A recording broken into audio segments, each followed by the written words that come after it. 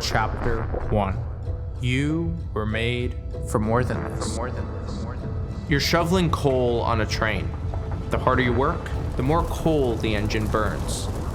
The train just keeps going, faster, faster, and faster, until you eventually realize that you don't like shoveling coal, and you don't even want to be on this train. You dream of doing something meaningful, where you can work on what you want, where you want, with who you want. But you can't even escape the office for a 1-hour lunch break.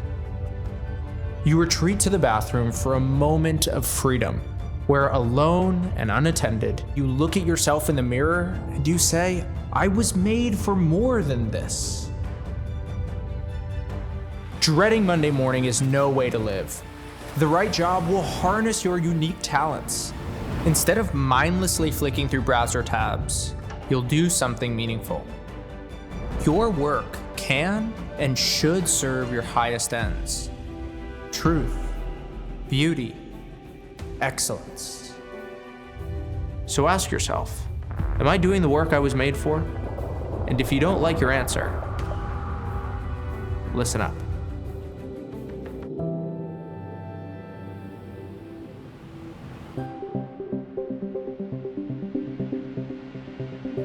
Chapter 2. The Diagnosis. You were born with the flame of passion. You dreamt, you laughed, you made things. But somehow you lost touch with your own humanity. You got numb to the creative fire that burns within you, that burns within everybody. And you're not alone. The Western world is ruled by an apparatus of schools and corporations that are designed to produce conformity. There's a Greek myth where a hotel owner named Procrustes has only one size bed for all of his guests.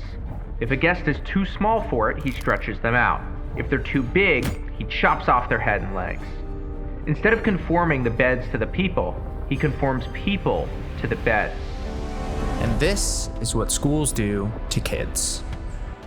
Public schools constrain outliers and punish individuality. Follow the rules. Be quiet. Wait patiently. Do what the teacher says. Go too far out of line, and the doctors dish out ADHD pills like Halloween candy, drugging you into oblivion. In college, learning and hard work lose their luster. Adulthood becomes something to fear. Students become docile and delirious drones. Their spirit dies an early death as they pursue what they think they should be doing instead of what they actually want to do. Then there's the workplace. You spent years jumping through all the right hoops as a kid, only to be left with a job you despise. Like school, the work is fake and meaningless. You can only share a fraction of yourself. It's a Kafkaesque nightmare. No impact, all corporate politics. You're ruled by the twisted commands of HR departments, the drudgery of spreadsheets, and meetings that could have been an email. Institutions run on the coal of conformity because conformity enables scale, and scale consolidates power. The cost of conformity is a deadening of the spirit. You followed the rules. You did what your parents and society expected of you. You got good grades, lived for your resume, fought to get into a prestigious college, and got a fancy sounding job. And when the pangs of meaninglessness and despair eventually came, you coped by saying, yeah, it sucks now, but it'll be better in the future, right? But now, that future's here, and it hasn't lived up to your expectations. Just as cold water warms up to room temperature when you put it on the table, you become your environment. And your environment isn't just your job, it's the people in your life. Look around. Do your coworkers inspire you? Or do they cut corners and slide by? Do you and your friends talk about riveting new ideas? Or just rehash the same old memories again and again? You're mismatched, working the wrong job and surrounded by the wrong people. It's why you feel empty. I've been there, and I hear you. I know what it feels like when you dare to be different, only to be suffocated by peers who don't see why you prefer an evening with a book to a night at the bar. You're intellectually isolated, so you retreat to the internet. And at first, this novelty engine comforts you. But then you start to drown. You enter a never-ending now of trash content made in the past 24 hours. Swipe, Swipe, click, click, swipe, swipe, click. click, click. Your minutes melt away. How ironic. On the internet, the most magnificent ideas ever crafted by man are a click away, yet the greats go ignored. Our information architecture is hell-bent on turning us into Pavlovian dogs. And this dopamine drip of death rots our minds and robs us of life. Ask yourself, are you using the internet, or is the internet using you? Deep down, you know what you're capable of achieving. You feel it in your core. You're a shell of yourself at work, and your friends don't inspire you. In response, you turn to the numbing blue glow of your phone. Sound familiar? The problem is that you're living a 20th century life in a 21st century world.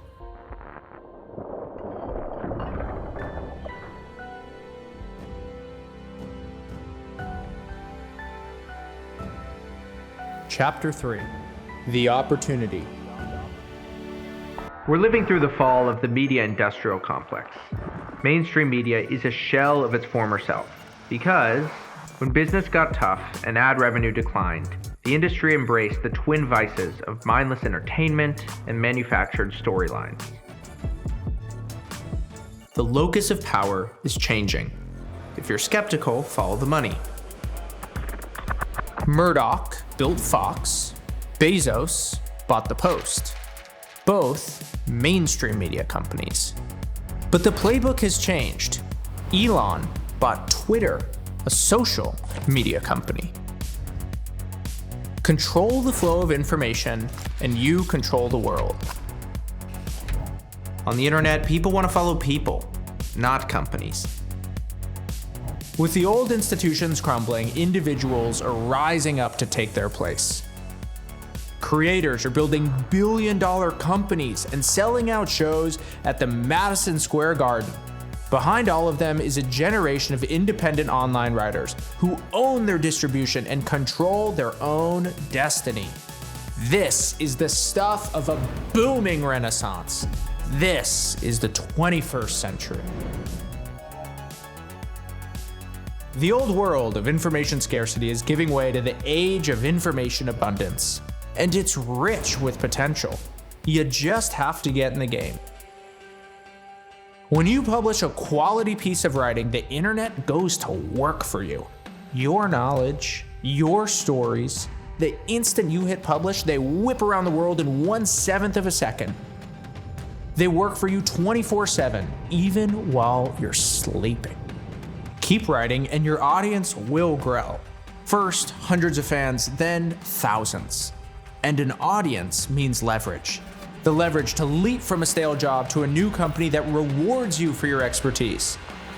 Or the leverage to attract a flood of new customers because now you get to choose who you want to work with. Leverage means starting that business that's been inside of you for years, this time with the tailwind of an audience. In the age of the internet, you no longer need to move across international borders to find your people. Instead of going to others, others will come to you. Because hey, the world's smartest people are working on ways to deliver the right ideas to the right people at the right time. So put them to work for you. The internet is the ultimate matchmaker, so use it right. Let it flood your DMs with people who energize you and push you, people who unleash the potential hiding inside of you. It's like J.R.R. Tolkien before he met C.S. Lewis. For years, Tolkien slaved away on a secret little project that he was too scared to tell anybody about. Until one day, his friend C.S. Lewis saw the potential in Tolkien's writing and encouraged him to publish it. One push, one word of encouragement was all that Tolkien needed to turn that secret little project into what would eventually become one of the best-selling books of the 20th century. You are Tolkien, and the internet can help you find your C.S. Lewis. Chapter 4. Go for it. Writing on the internet is your window of opportunity. It's your portal from the black and white world of yesterday into the vibrant world of tomorrow. Writing online is your way out, and it won't just help you make a living, it'll help you make a life. Magical things come to those who write. Freedom, influence, friendship. No longer will you need to wait until 6 p.m. to do something that matters. No. On the other side of writing online is a life where you can work from anywhere, attract kindred spirits, and awaken the restless creative that lies dormant inside of you. It's time to free yourself from the confines of crumbling institutions and old mindsets. Don't stay trapped in a 20th century life. You were made for more than this. Work you care about, creative expression, friends who make you better, a writing habit that stirs your soul, and an audience of people who care what you have to say. It's time to step into the 21st century and finally do what you're meant to be doing. To write something that only you can write. To carve the path that only you can carve. To live the life that only you can live. So what can you create? What story can you tell? And who will you become once you step into the 21st century and start writing online?